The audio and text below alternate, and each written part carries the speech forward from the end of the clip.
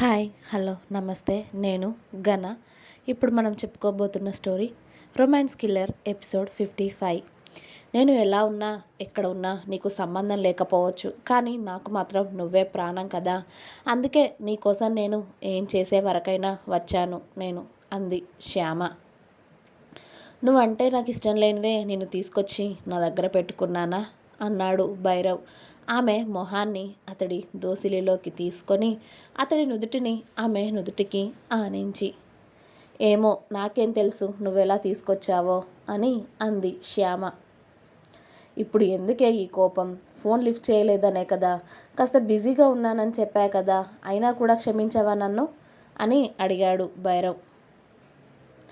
ఏం వద్దు పో, నిన్ను క్షమించడానికి నేనెవరిని? నీకేమైనా అవుతానా? నేను ఒక్కదాన్ని ఉన్నానని పట్టించుకోవడమే మానేశావు కదా.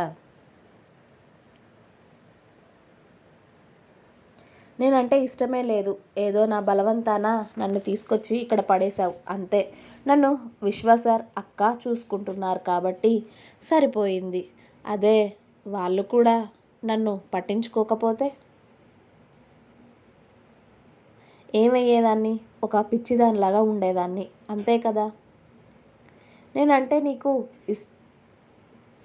ఇష్టం లేకపోతే ఎందుకురా నన్ను ఇక్కడికి తీసుకొచ్చావు?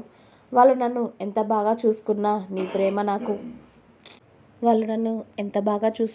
నీ ప్రేమ నాకు దొరక్కపోతే నేను ఎందుకురా ఇక్కడ ఉండి? ఎలాగో ఇన్ని నెలలు దూరంగా ఉండిపోయావు, ఇప్పుడు వచ్చాక కూడా నీ కళ్ళకు నేను కనపడడం లేదంటే ఏంటి?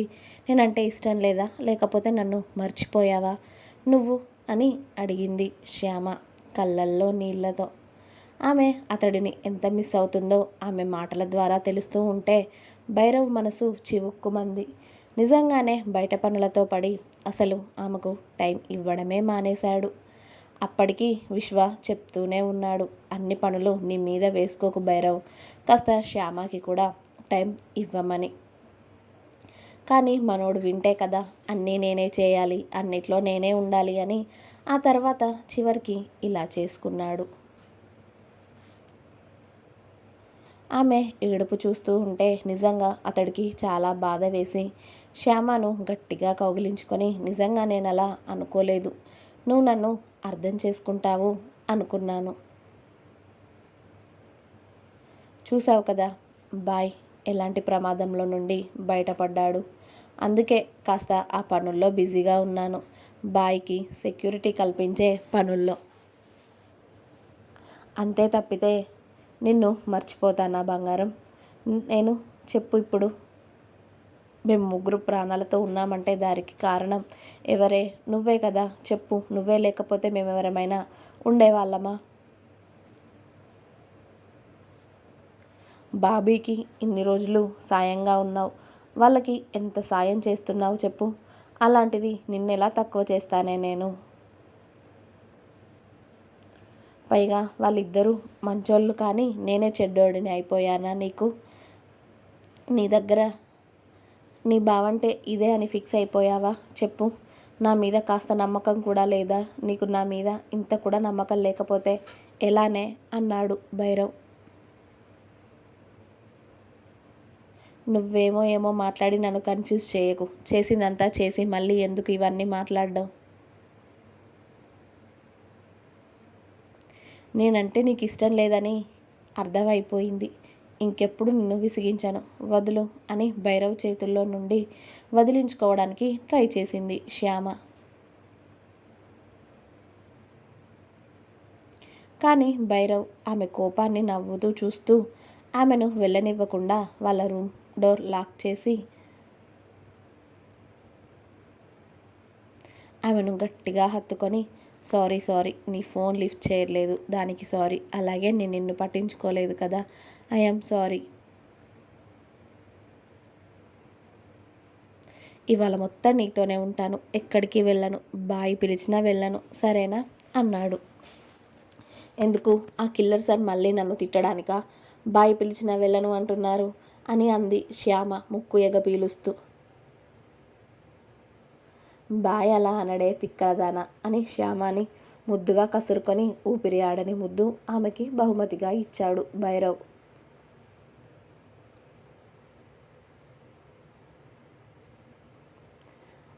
బావా చంపేస్తావా, ఊపిరి ఆడడం లేదు నాకు అని శ్యామ అతడి నుండి దూరం జరగడంతో, నీ అలక తీర్చాలి కదా నేను, మరి ఇంకా చాలా ఉన్నాయి భరించి ఇప్పుడు దూరం పెడతాను అంటే నేను ఇష్టం లేదు కానీ చాలా అన్నావు కదా. నా ఇష్టం దూరం ఇవాళ మొత్తం దగ్గర చేస్తాను అని శ్యామను మొత్తం వదలకుండా ఆ రోజు ఊపిరి ఆడకుండా ఆమెను అతడి అల్లరి పనులతో స్వీట్ టార్చర్ చేయడం మొదలుపెట్టాడు Bhairav.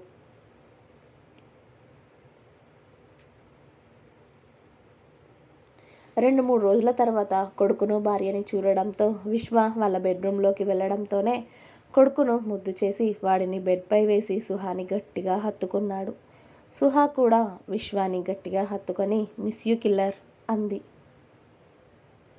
Miss you too baby. ఇబ్బంది పెట్టాడా వీడేమైనా అని అడిగాడు కొడుకుని చూస్తూ విశ్వ. లేదు కిల్లర్, నాకెక్కడ ఇబ్బంది కలిగనిచ్చారు శ్యామ ఇంకా ప్రియా. వాడు లేస్తే చాలు వాళ్ళిద్దరే ఎత్తుకుంటూ ఉన్నారు. నా నిద్రకు ఎలాంటి డిస్టర్బ్ అవ్వలేదులే, కానీ వాడే అసలు నిద్రపోవడం లేదు తెలుసా నైట్ అని చెప్పింది సుహ.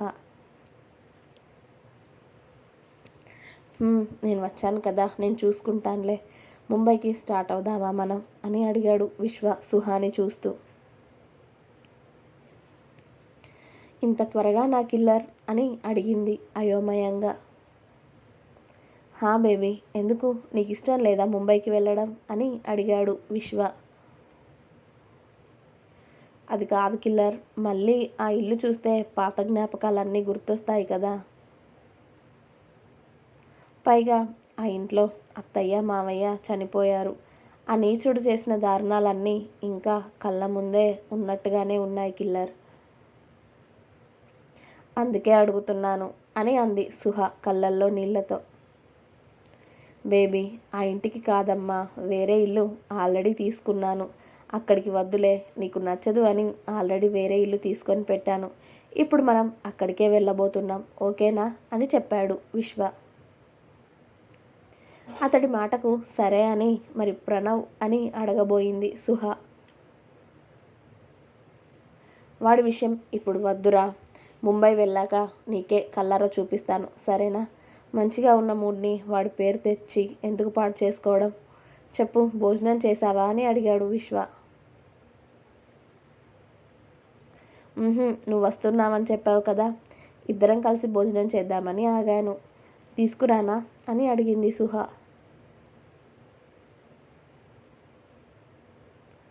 నేను తీసుకొస్తాను బేబీ, నువ్వు ఇంకా క్యూర్ అవ్వలేదు కదా, ఎందుకని అన్ని పనులు చేస్తున్నావు చెప్పు. ఇక్కడ కూడా మెయిడ్స్ని అరేంజ్ చేశాను కదా, అక్కడికి వెళ్ళాక ఇంకా కాలు కూడా కింద పెట్టకుండా ఉంటుందిలే.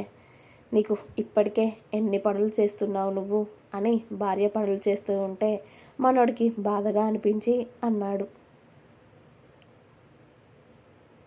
అబ్బా కిల్లర్, అంతగా నేనేం పనులు చేశాను చెప్పు, జస్ట్ బాబు పనులే కదా చేస్తున్నాను అంతే, ఇంకేం లేదు.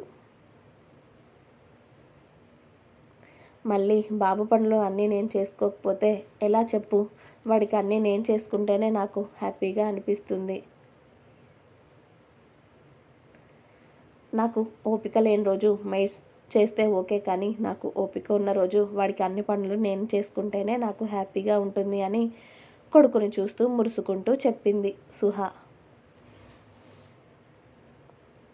సరే సరే ఓకే బేబీ, నీకు నచ్చినట్టుగా చేద్దు, కానీ నువ్వు ఎక్కువ స్ట్రెస్ తీసుకుంటే మాత్రం నేను నీ మాట కూడా వినను, అర్థమైందా. రేపు వెళ్దామా, ఇంకా కొన్ని డేస్ ఇక్కడ ఉందామా, నీ ఇష్టం చెప్పరా. నీకెప్పుడు వెళ్ళాలి అనిపిస్తే అప్పుడు వెళ్దామని అడిగాడు విశ్వ. నీ ఇష్టం కిల్లర్, నీకు ఎప్పుడు వెళ్ళాలి అనిపిస్తే అప్పుడు వెళ్దాం, నీకు కూడా పనులుంటాయి కదా అంది సుహ. ఓకే బేబీ అని కొడుకు వైపు చూసేసరికి వాడు చక్కగా నిద్రలోకి జారుతూ కనిపించేసరికి విశ్వకి చాలా రోజుల తర్వాత సుహ ఏకాంతంగా దొరకగానే మెల్లిగా ఆమె నడుము చుట్టూ అతడి చేతులు వేసి అతడికి దగ్గరగా లాక్కొని మెల్లిగా అతడి తలను ఆమె చెక్కిల మీదుగా తీసుకువెళ్ళి ఆమె పెదాలను స్మూత్గా అందుకున్నాడు. ఇంకా ఉంది. మీకు నా స్టోరీస్ నచ్చినట్టయితే ప్లీజ్ లైక్ చేయండి, షేర్ చేయండి, అలాగే కామెంట్ చేయండి. సబ్స్క్రైబ్ చేసుకోవడం మాత్రం మర్చిపోద్దు. Please subscribe my channel Gana stories world. Thank you for watching my video. Thank you. Bye.